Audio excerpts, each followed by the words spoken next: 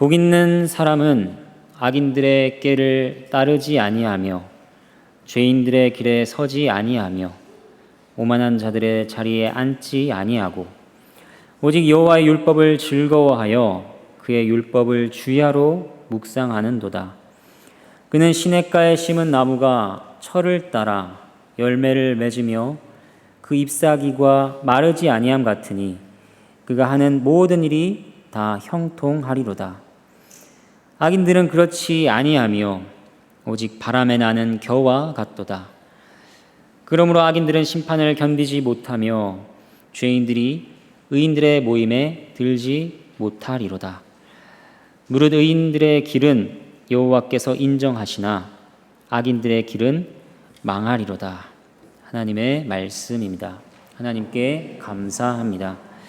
복 있는 사람이라는 말에서 복이라는 단어는 행복을 의미합니다. 얼마나 행복한지, 얼마나 복된지 그렇게 감탄사로 사용되고 있습니다. 하지만 우리가 잘 느끼는 바와 같이 인생은 비참한 것입니다. 죄로 범벅이 된 것이 인생이고 질병과 재난과 언제 어떻게 무슨 일이 있을지 모르는 불안한 것이 인생이라고 할 수 있습니다. 그럴진데 과연 우리가 행복을 말할 수 있는가? 자포자기와 절망의 냉소주의에 맞서 하나님의 말씀은 사람의 행복이 가능하다고 말씀하십니다. 하나님께서는 우리가 이 진리를 명확히 알고 이해하기를 원하십니다. 그래서 다양한 그림과 장치들을 통하여 생생하게 그 진리를 전달하십니다. 시편 1편도 마찬가지입니다. 의로운 자와 불경건한 자, 옳은 길과 그른 길, 좋은 길과 나쁜 길을 동시에 보여주십니다.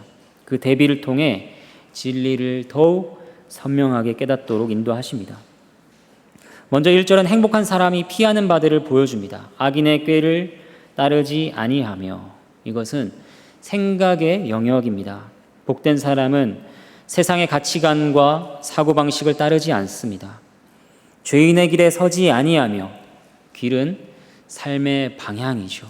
복된 사람은 죄인들이 추구하는 바들을 따르지 않습니다. 또 길은 습관으로 번역할 수도 있습니다. 그들은 죄를 습관으로 삼지 않습니다. 오만한 자의 자리에 앉지 아니하고, 이것은 무엇인가요? 태도의 영역입니다. 하나님을 멸시하고 교만이 조롱하는 자리에 자신을 두지 않는다는 것입니다. 그리고 여기에서 보여주는 그림은 죄가 우리를 어떻게 서서히 잠식해 들어가는가 하는 것을 또한 알려주기도 합니다. 따르고 서고 앉는 순서입니다. 죄가 우리를 점점 장악해 나가는 과정을 놀랍도록 정확하게 묘사하는 그림입니다.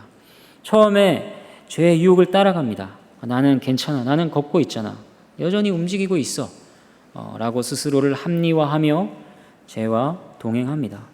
그러나 죄는 거기서 멈추지 않습니다. 곧 다음 단계가 찾아옵니다. 우리는 죄악된 환경과 습관 속에 멈춰 서게 됩니다. 더 이상 벗어나려 하지 않고 죄에 익숙해지는 것이죠. 그리고 마지막 단계는 앉는 것입니다. 죄가 완전히 우리를 장악하여 그 자리에 주저앉아 무기력하게 됩니다. 죄는 점점 우리 영혼을 점진적으로 마비시킵니다. 죄는 사람과 그 안에 있는 모든 훌륭한 것들을 퇴보시킵니다. 결국 사람은 구석에 앉아서 이 모든 게 무슨 소용인가? 내일이면 죽을 테니 먹고 마시고 즐기자, 이렇게 말하며 삶의 의미를 잃어버리게 됩니다. 우리는 이 무서운 과정을 직시하고 죄가 우리 삶을 잠식하지 못하도록 깨어 있어야 할 것입니다. 2절을 보도록 하겠습니다. 복 있는 사람은 여호와의 율법을 즐거워합니다. 이것을 하라, 저것을 하지 말라 하는 그 말씀을 왜 즐거워할 수 있을까요? 많은 이들에게는 그저 불편하고 억압적이며 그것이 부담으로 느껴질 수 있습니다. 그러나 참으로 복된 사람은 여호와의 율법을 즐거움으로 여깁니다. 이 즐거움은 율법을 깊이 묵상하고 깨달은 자만이 발견하는 기쁨입니다. 여호와의 율법은 무엇이 옳은지를 밝히 보여줍니다. 그 거룩한 기준 앞에서 사람은 자기 자신이 얼마나 벗어나 있는 죄인인지를 보게 됩니다. 자신의 무능함을 깨닫게 됩니다. 용서가 절실히 필요하다는 사실을 인식하게 됩니다. 그리고 자신의 죄가 반드시 대가를 치러야 함을 알게 됩니다. 그러나 율법은 동시에 제사를 우리에게 명하고 있습니다. 제사를 명하신 하나님께서 죄인을 용서하시기를 기뻐하시는 분이심을 보여줍니다. 그렇기 때문에 복 있는 사람은 율법 안에서 하나님을 발견합니다. 죄를 사하시고 화목을 이루시려는 하나님의 뜻을 만납니다. 그리고 그 뜻을 이루실 중보자, 곧 그리스도를 바라보게 됩니다. 제사를 지내시는 제사장이시며 제물이 되시는 그 그리스도를 보게 됩니다. 바로 이것이 율법을 즐거움으로 바꾸는 이유입니다. 복 있는 사람은 이 진리를 붙듭니다. 아침 저녁으로 되새깁니다. 자신이 하나님의 율법을 온전히 따를 수 없다는 것을 알면서도 하나님의 말씀을 쫓아 삽니다. 왜 그럴까요? 그 가운데 이것이 참으로 나에게 복된 길이라 하는 것을 점점 더 경험하게 되기 때문입니다. 그것을 고백하며 그 안에서 기쁨과 만족을 누리는 것이죠. 결국 복 있는 사람은 하나님의 보좌 앞에 거하며 그분과 화목을 누리는 자입니다. 3절과 4절을 보겠습니다. 여기에서는 의인과 악인을 나무와 교회에 비유하고 있습니다. 그리고 그 본질적인 차이를 극명하게 드러내고 있습니다. 여기서 중요한 것은 이 차이가 은행나무와 소나무의 차이 같은 것이 아니라는 점입니다. 비교 대상은 바로 생명 있는 나무와 아무 가치가 없는 겨입니다. 이것은 신자와 불신자의 차이가 우리의 상상을 초월할 정도로 깊고 근본적이며 본질적인 차이라 하는 것을 알려주는 것입니다. 이 둘 사이에는 공통점이 전혀 없습니다. 첫 번째로 겨는 잔존물입니다. 곧 남은 것에 불과합니다. 겨는 알곡을 털어낸 뒤 남는 껍데기, 쭉정이입니다. 마찬가지로 불경건한 사람은 껍데기밖에 없는 자입니다. 허물과 죄 가운데 죽어있는 존재이며 본질적이고 가치 있는 것이 모두 빠져나가 버린 껍질과 같은 존재입니다. 그들의 삶은 영적인 생명이 결여된 채 단지 육신적이고 물질적인 차원에 머물러 있을 뿐입니다. 타락의 결과로 죄에 빠진 사람들을 바라볼 때 우리가 보는 것은 단지 외형일 뿐입니다. 생명을 잃은 육신의 형체에 불과합니다. 이것이 오늘날 수많은 사람들이 살아가는 삶의 실상입니다. 그러나 그리스도인은 나무입니다. 나무는 생명을 지닌 존재입니다. 그 안에는 하나님의 생명이 흐르고 있습니다. 나무는 버려진 찌꺼기가 아닙니다. 오히려 하늘의 것들을 기뻐하고 그것을 향유할 수 있는 영적인 생명의 감각을 지닌 존재입니다. 하나님으로부터 온 생명으로 채워진 참된 존재입니다. 이것이 경건한 자와 불경건한 자 사이의 본질적인 차이입니다. 한쪽은 껍질에 불과하고 다른 한쪽은 생명을 머금은 나무입니다. 단순한 도덕적인 차이가 아니라 존재의 깊은 본질에서부터 나오는 구별이라 할 것입니다. 두 번째로 겨는 형태가 없습니다. 겉껍질이나 부스러기처럼 바람에 쉽게 날려가 버립니다. 그에 따라 모양도 끊임없이 변합니다. 이처럼 죄 가운데 있는 사람은 진리를 잃어버렸기 때문에 삶에 뚜렷한 방향이나 원칙이 없습니다. 무엇을 믿는지도 분명하지 않고 어떤 행동을 할지도 예측할 수 없습니다. 삶의 고정된 형태나 중심이 없기 때문입니다. 그들을 지배하는 확고한 원리가 없으니 그들의 삶 역시 혼란스럽고 불안정합니다. 반면에 신자는 나무와 같습니다. 나무는 뚜렷한 형태를 지니고 있습니다. 줄기와 가지가 있습니다. 그 안에는 질서와 조화가 있습니다. 전체가 하나의 아름다운 대칭을 이루고 있습니다. 고요하지만 확고한 생명의 구조를 드러냅니다. 경건한 사람은 하나님의 말씀 안에서 방향을 잡습니다. 그 말씀을 따라 살아가는 삶에는 중심이 있으며 일관된 원리와 체계가 있습니다. 바로 그 중심이 경건한 자의 삶을 붙들고 흔들림 없는 생명을 이루어 갑니다. 세 번째 차이는 무엇일까요? 겨는 뿌리가 없다는 것입니다. 겉으로는 땅에 붙어 있는 것처럼 보일 수 있습니다. 하지만 실제로는 그것을 지탱해 주는 것은 아무것도 없습니다. 바람이 불면 금세 날아가 버립니다. 불경건한 사람은 바로 이처럼 뿌리가 없습니다. 그들은 어떤 일이 일어날지 모르고 일이 닥치면 어떻게 대응해야 할지도 모릅니다. 그들은 변화의 바람에 휘둘립니다. 모든 것에 영향을 받습니다. 상황에 따라 움직입니다. 삶의 결정이 자신의 중심에서가 아니라 외부 조건에 따라 좌우됩니다. 세상에 지혜롭다 하는 자들도 그렇죠. 그들은 이렇게 말합니다. 이것이 정말 최신의 이론이다. 새로운 집단, 새로운 치료법, 새로운 사상이 등장하면 그것을 따라갑니다. 하지만 그러다 조금만 어려워지면 곧 다른 것을 시도하죠. 늘 새로운 것을 말하고 듣고 시도하는 그 일에 몰두합니다. 그러나 그 모든 열심 뒤에는 단단한 기초가 없습니다. 그들의 삶은 뿌리가 없기에 언제나 피상적입니다. 모든 것이 표면에만 머물러 있는 삶, 곧 겨와 같은 삶입니다. 하지만 나무는 다릅니다. 나무는 바람에 흔들릴 수 있습니다. 그러나 뿌리가 있기 때문에 흩날라 가지는 않습니다. 그리스도인은 자신이 무엇을 믿는지, 어디에 서 있는지 분명히 압니다. 그래서 쉽게 흔들리지 않습니다. 그리스도인은 바람에 따라 움직이는 자가 아니라 소망 위에 굳게 선 자입니다. 네 번째로 겨와 나무의 차이는 겨에는 성장이라는 것이 없다는 것입니다. 아무리 오래 두어도 그 안엔 생명이 자라나지 않습니다. 1000년을 내버려 두어도 나아질 리가 없습니다. 시간이 지날수록 상태는 더 악화됩니다. 먼지와 진흙이 달라붙죠. 일부는 바람에 흩날리며 이리저리 떠돌지만 그 본질은 결코 나아지지 않습니다. 개선도 없고 변화도 없습니다. 죄에 빠진 사람도 이와 같습니다. 무엇을 시도하든 근본적으로 나아지지 않으며 진정한 성장도 없습니다. 하나님의 진리를 알지 못한 한 그들은 처음보다 더 나쁜 자리로 떨어질 수밖에 없습니다. 죄는 사람을 서서히 잠식하며 결국 전보다 훨씬 더 어둡고 절망적인 상태로 끌고 갑니다.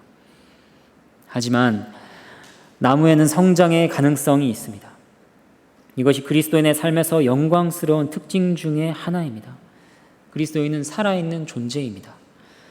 그 안에는 하나님의 생명이 있기 때문에 끊임없이 자라고 변화하며 점점 더 온전한 모습으로 나아갑니다. 우리는 하나님의 은혜 안에서 계속해서 자라납니다. 성령의 역사로 말씀을 따라 자라며 점점 더 그리스도의 형상을 따라 닮아갑니다. 이것이 겨와 같은 자들과 구별되는 참된 생명의 증거입니다.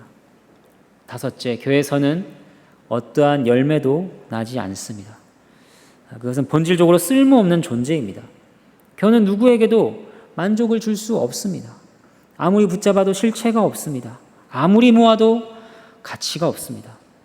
세상의 음욕, 탐욕, 야망, 그와 같은 것들은 결코 채워지지 않고 참된 만족을 주지 못합니다. 그들에겐 평화가 없고 기쁨이 없으며 진정한 행복도 없습니다. 교회의 삶, 불경건한 자들의 삶, 그것은 거품을 쫓고 그림자를 붙잡는 것입니다. 눈앞에서 반짝이는 것을 쫓지만 막상 손에 잡히는 순간 그것은 터져버리고 아무것도 남지 않습니다. 결국 허무만이 그들의 삶에 남습니다. 그러나 나무는 열매를 맺습니다. 그리스도인은 살아있는 나무처럼 자신이 창조된 목적에 따라 살아갑니다. 그 안에 생명이 있고 그 생명은 반드시 열매를 맺습니다. 그리스도인은 하나님께서 원하시는 방식대로 기능합니다. 사랑과 기쁨과 인내와 자비와 같은 아름다운 열매를 맺습니다.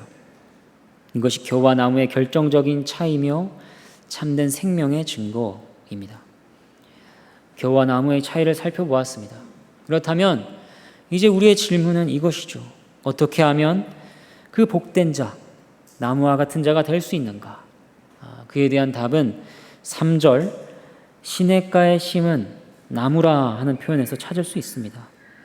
특별히 심은이라는 말을 보시기 바랍니다. 나무는 시냇가에 자연적으로 생겨나서 자란 것이 아닙니다. 누군가가 의도적으로 그곳에 가져다 심었다는 것입니다. 바로 이것이죠. 사람은 이런 방식으로 그리스도인이 되고 복된 사람이 됩니다. 그 누구도 이 세상에 태어날 때부터 그리스도인인 경우는 없습니다. 물론 우리는 늘 누군가에 이끌려서 주일학교나 예배당에 나와왔습니다. 모태신앙이라면 그렇게 하나님을 언제나 믿었고 항상 기도했고 늘 그리스도인이었습니다. 그럼에도 불구하고 분명한 것은 타고난 그리스도인은 없다는 것입니다. 성경 우리가 본질상 진노의 자녀라고 선언합니다. 우리의 선한 행실이나 도덕적인 삶이나 기도나 성경 읽기조차 우리를 그리스도인으로 만들지 못합니다. 우리는 스스로의 노력으로 그리스도인이 될 수 없습니다. 어떻게 그리스도인이 될 수 있을까요? 사람이 그리스도인이 되는 것은 예수 그리스도 안에서 하나님께서 이루신 일과 그 일을 성령께서 각 사람에게 적용하심을 통해서입니다. 이것은 우리의 행위로 이루어지는 일이 아닙니다. 오직 하나님께서 우리에게 행하시는 은혜의 역사입니다. 이것이 바로 복음입니다. 제가 지금 말씀드리는 것은 은혜의 방편들을 부정하고 있는 것이 아닙니다. 그 은혜의 방편들이 어떻게 유효하게 작동하느냐, 그것을 말씀드리는 것이죠. 하나님께서 겨와 같은 존재로 머물지 않게 하시고 시냇가에 심긴 나무가 되게 하시는 분이십니다. 성경은 인간의 노력이나 종교적 행위를 기록한 책이 아닙니다. 하나님께서 길 잃은 인간을 찾아오신 이야기, 하나님의 활동과 구원의 역사를 기록한 책입니다. 하나님께서는 죄인들의 죄를 그분의 아들에게 지우시고 십자가에서 그 아들을 치셨습니다. 아들은 죽으셨고 무덤에 묻히셨습니다. 그러나 하나님의 강한 능력으로 죽은 자들 가운데서 다시 살아나셨습니다. 그리고 하늘에 오르사 하나님 보좌 우편에 앉으셨습니다. 오순절에 성령을 보내시고 그리스도를 믿는 자들 안에 이 모든 구원의 역사를 적용하셨습니다. 나무를 심는 일은 힘들고 복잡한 일입니다. 마찬가지로 한 사람이 그리스도인이 되는 과정에는 성령님의 크고 깊고 강력한 역사가 있습니다. 성령님께서는 마치 땅을 파헤치는 삽처럼 우리의 마음밭을 뒤흔들며 역사하십니다. 그분은 우리에게 진리를 깨닫게 하시고 우리의 죄를 보게 하십니다. 우리는 스스로 아무 문제가 없다고 착각하며 살아왔을지 모릅니다. 그러나 성령께서는 우리 안에 있는 죄를 깨닫게 하십니다. 그 순간부터 우리의 영혼은 흔들리고 마음의 밭이 갈아지기 시작합니다. 성령께서는 말씀하십니다. 하나님이 계시는데 너는 그분의 통치 아래 살지 않았다. 너는 하나님께 죄를 지었다. 성령께서 말씀하실 때 그 말씀 앞에서 우리는 자기 변명을 멈추고 죄를 인정하게 됩니다. 죄를 깨달은 후에는 절망이 찾아옵니다. 마귀는 우리에게 속삭이죠. 다시 시작해봐라. 새로운 삶을 시작해봐라. 선한 일을 해보라. 하지만 그 모든 노력은 오히려 우리의 죄와 무력함을 더 선명히 드러낼 뿐입니다. 우리는 스스로 구원할 수 없음을, 우리의 상태가 절망적임을 뼈저리게 느낍니다. 또 우리는 깨닫습니다. 우리가 구원받을 자격이 전혀 없으며 하나님이 우리를 영원히 벌하신다 해도 마땅하다 하는 그것을 깨닫습니다. 그러나 우리는 그 자리에서 하나님의 자비를 간절히 구하며 죄를 뉘우치고 죄에서 떠나기를 갈망하며 하나님께 자신을 온전히 맡기게 됩니다. 그때 성령께서는 성경 안에 있는 복음의 메시지를 계시하십니다. 주 예수 그리스도를 믿으라. 그리하면 구원을 받으리라. 예수 그리스도께서 우리 죄를 위해 죽으셨고 우리에게 새 생명을 주시기 위해 오셨다는 사실을 깨닫게 하십니다. 성령님은 우리로 하여금 이 복음을 깊이 이해하게 하시고 참된 회개에 이르게 하십니다. 이 모든 일은 성령께서 우리 안에서 행하시는 역사입니다. 이것이 사람이 교회에서 나무로, 죽은 자에서 살아있는 자로 옮겨지는 복음의 능력입니다. 이제 나무가 심겨진 장소를 보겠습니다. 시냇가입니다. 신자가 심긴 그 시냇가는 예수 그리스도이십니다. 우리가 그리스도인이 되는 것은 그리스도께서 우리를 그분 안에 접붙이시는 역사, 곧 그분과의 연합을 통해서입니다. 그분 안에 심겨졌을 때 우리는 그리스도로부터 생명을 얻게 됩니다. 큰 시냇가 옆 비옥한 토양에 심긴 나무는 그 뿌리가 시냇가 바다 깊숙이 뻗어 들어가서 끊임없이 수분을 흡수합니다. 그리스도인도 그렇습니다. 그들은 주 예수 그리스도로부터 생명과 양분, 은혜와 능력, 위로와 평안을 공급받습니다. 그분에게서 공급받습니다. 그리스도께 뿌리를 내린 자는 메마르지 않습니다. 그 뿌리에서부터 흘러나오는 하늘의 양식으로 살아가는 것이죠. 그러므로 우리가 정말로 그리스도 안에 있음을 알기 전까지는 안심해서는 안 됩니다. 그분 안에 심겨져 있지 않다면 우리는 아직 겨에 불과합니다. 확신이 없다면 하나님께 간절히 구해야 합니다. 나를 그리스도 안에 심어 주소서. 그렇게 간구하게 되는 것 자체가 하나님께서 우리 안에서 이미 역사하고 계신 증거입니다. 하나님께서 먼저 마음을 깨우치지 않으신다면 우리는 그 어떤 갈망도 느끼지 못하는 것입니다. 그분이 먼저 땅을 파셨고 우리 마음을 심기 위한 밭으로 준비하고 계십니다. 그러므로 그리스도 안에 깊이 뿌리 내리고 그분을 기초로 삼고 있음을 알게 될 때까지 하나님께 구해야 할 것입니다. 그분 안에만 우리를 위한 진정한 생명, 참된 기쁨, 영원한 안정감, 그 모든 것이 있습니다. 예수 그리스도 그분이 우리의 시냇가이며 우리의 생명의 근원이십니다. 다음으로 볼 것은 철을 따라 열매를 맺는다 하는 것입니다. 앞에서 살핀 것처럼 나무는 열매를 맺습니다. 나무의 목적이 열매를 맺는 것처럼 그리스도인도 하나님께서 창조하신 목적대로 영적인 열매를 맺습니다. 하나님의 형상이 회복되어 인간의 존엄을 다시 인식하게 됩니다. 우리는 먹고 마시고 욕망에 탐닉하는 단순한 동물이 아니라 하나님의 친구이며 그분과의 교제를 즐거워하며 그분의 영광을 위해 살아야 함을 아는 참된 진정한 인간이 됩니다. 철을 따라 열매를 맺죠. 나무가 특정한 시점에 규칙적으로 열매를 맺는 것처럼 경건한 사람도 그러합니다. 그들은 이따금 내킬 때만 경건해지는 것이 아니라 진리에 이끌려 살고 원칙을 지키며 삽니다. 또한 시편 기자는 이렇게 말합니다. 그 잎사귀가 마르지 아니함 같으니 가뭄이 들고 끔찍한 기근이 닥쳐도 이 나무의 잎사귀는 마르지 않습니다. 그 나무가 시냇가에 심겨 있고 그 뿌리가 깊이 내려가 늘 흐르는 물을 끊임없이 끌어올리기 때문입니다. 이것은 그리스도인의 삶이 얼마나 견고하고 지속적인가 하는 것을 보여줍니다. 겉으로 보기엔 어려움이 닥치고 환경이 메마르게 변하더라도 흔들리는 것처럼 보이더라도 그의 내면의 생명은 마르지 않습니다. 왜냐하면 그는 끊이지 않는 생명의 근원, 곧 예수 그리스도와 연결되어 있기 때문입니다. 시편 112편 6절에서 8절 말씀을 제가 읽어드리겠습니다. 시편 112편 6절에서 8절입니다. 그는 영원히 흔들리지 아니하며 의인은 영원히 기억되리로다. 그는 흉한 소문을 두려워하지 아니하며 여호와를 의뢰하고 그의 마음을 굳게 정하였도다. 그의 마음이 견고하여 두려워하지 아니할 것이라. 그리스도인의 생명은 이 세상의 어떤 풍파도 대비할 수 있게 해줍니다.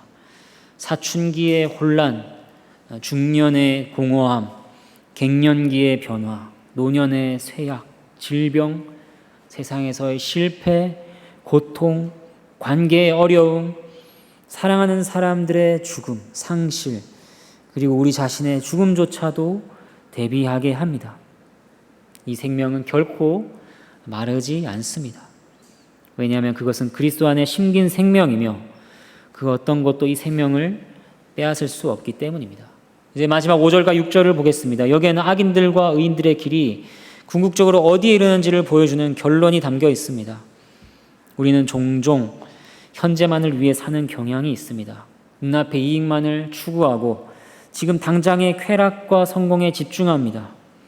뒤따라올 결과나 파장에는 관심을 두지 않고 인생의 끝은 애써 외면합니다. 종말을 직면하라, 마지막을 기억하라 하는 겉면 앞에서조차 사람들은 회피하거나 그에 반대하는 논리를 내세웁니다. 하지만 성경은 분명히 말씀합니다. 진정한 복과 행복은 시작뿐 아니라 끝을 아는 데 있다. 사람의 길의 마지막이 어디로 가는지를 깊이 숙고하라고 말씀합니다. 5절은 이렇게 말씀합니다. 그러므로 악인들은 심판을 견디지 못하며 죄인들이 의인들의 모임에 들지 못하리로다. 악인들은 하나님의 심판대 앞에 서게 될 날을 피할 수 없습니다. 그날 그들은 변명할 여지가 전혀 없습니다. 그들은 하나님을 무시했고 그분의 말씀을 거절했으며 예수 그리스도 안에서 주어진 구원의 초대를 멸시했기 때문입니다. 그들의 길은 궁극적으로 멸망에 이르게 됩니다. 이 세상에서는 의인들과 섞여 있는 것처럼 보일 수도 있습니다. 예배당에 출석하고 다른 사람들이 보기에 경건한 모양으로 살아갈 수도 있습니다. 그러나 심판 때에는 진정한 분리와 구별이 있을 것입니다. 그들은 더 이상 의인들의 모임, 곧 하나님의 백성과 교회의 영원한 공동체에 들지 못할 것입니다. 하나님 모든 것을 아시는 분이시죠. 겉모습이 아니라 중심을 보시는 분이십니다. 그날에는 그 중심으로 판단하시고 결정하시고 나누시는 일이 있을 것입니다. 분리와 심판이 있을 것입니다. 그들은 바깥 어두운 곳으로 쫓겨날 것입니다. 구더기도 죽지 않고 불도 꺼지지 않는 곳, 울며 이를 갈게 될 곳으로 내던져질 것입니다. 이것이 하나님과 그분의 율법과 아들을 거부한 자들의 최후입니다. 그러나 의인의 길은 다릅니다. 의인들의 길은 여호와께서 인정하신다고 하십니다. 여기서 인정한다는 말은 안다는 것입니다. 단순한 인지가 아니라 경험적으로 또 깊은 사랑과 인정이 담긴 언약적 지식입니다. 하나님께서 그 길을 돌보시고 인도하시고 영원히 지지하신다는 뜻입니다. 의인들은 흔들리지 않을 것입니다. 그들은 영원히 기억될 것입니다. 그들에게는 하나님의 칭찬이 있으며 상급이 있으며 영원한 생명과 영광과 기쁨이 있을 것입니다. 5절과 6절의 말씀 우리에게 경고를 줍니다. 그러나 이 경고는 하나님께서 우리를 사랑하시기 때문에 주시는 것입니다. 하나님께서는 우리가 멸망의 길을 걷지 않기를 원하십니다. 지금 이 순간에도 구원의 문이 열려 있음을 알려주십니다. 아직 시간이 있습니다. 아직 은혜가 베풀어지고 있습니다. 혹시 우리 삶이 겨처럼 느껴지고 있습니까? 아무것도 남지 않은 잔해와 폐허 같은 인생, 진리도 중심도 없이 흩날리는 삶 같다면 지금이 바로 하나님께 부르짖고 죄를 고백할 시간입니다. 문은 닫히지 않았습니다. 하나님께서는 오늘도 구원의 문을 활짝 열어두고 계십니다. 불행한 결말로 갈 필요가 없습니다. 하나님의 아들이신 예수 그리스도께서 우리를 하나님과 화목하게 하시기 위해 이 땅에 오셨습니다. 우리 대신 죄를 짊어지고 죽으셨고 사흘 만에 부활하셨습니다. 이 진리에 자신을 맡기는 자는 즉시 용서를 받습니다. 하나님께서 받아주십니다. 하나님의 자녀가 됩니다. 시냇가에 심긴 나무와 같이 됩니다. 그러므로 회개하고 복음을 믿어야 할 것입니다. 그때부터 우리 삶은 열매 맺는 나무처럼 변화될 것입니다. 이제 말씀을 정리하겠습니다. 복 있는 사람에 대해 살펴보았습니다. 또 그와 반대되는 길, 겨와 같은 인생이 어떤 결말에 이르는지도 보았습니다. 우리는 우리 자신의 길을 돌아보아야 합니다. 하나님의 생명을 경험하며 살아가고 있는가 스스로 점검해야 합니다. 우리 모두가 예수 그리스도 안에 굳건히 심겨져 철을 따라 열매를 맺고 잎사귀가 마르지 않는 생명으로 자라나기를 간절히 소망합니다. 그리스도 안에 깊이 뿌리 내려 모든 계절을 견디며 마침내 하나님의 인정하심을 받는 그 복된 길을 걸어가게 되기를 간절히 소원합니다.